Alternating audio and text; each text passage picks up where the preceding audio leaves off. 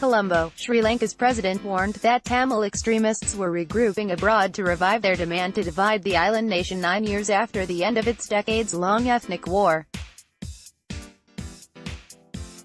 Maithiripala Sirisena said government forces had failed to quash the Tamil rebel separatism, although they were militarily conquered by May 2009 following a no-holds-barred offensive.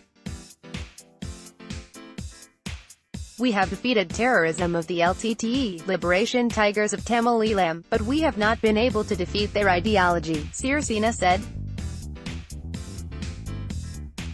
File image of Sri Lankan President Maithiripala Sirisena.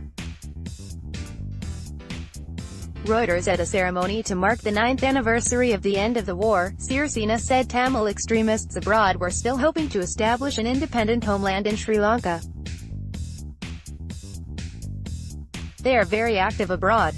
They protested when I visited London last month," Sirisena said, referring to his participation at the Commonwealth Summit.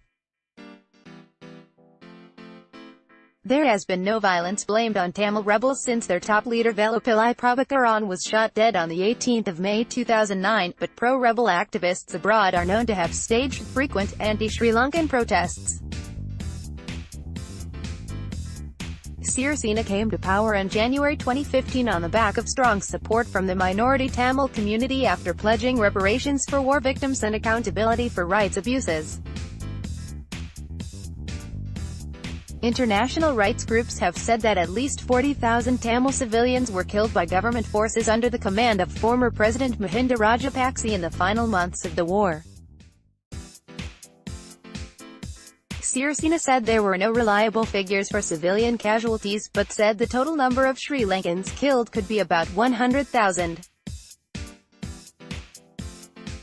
Official records showed that 28,708 security personnel were killed while another 40,107 were wounded, he said.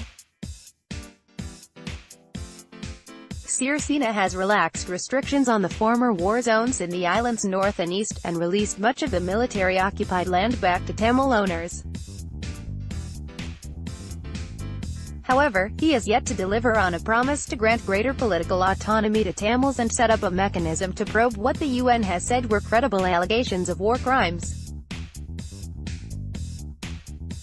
His latest remarks came a week after Sri Lanka's army chief announced forming a special unit to defend itself against allegations of grave rights abuses during the final stages of the ethnic war.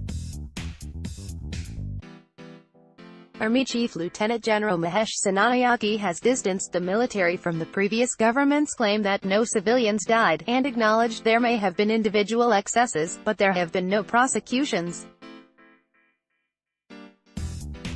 Dated date, May 19, 2018, 10:03 p.m.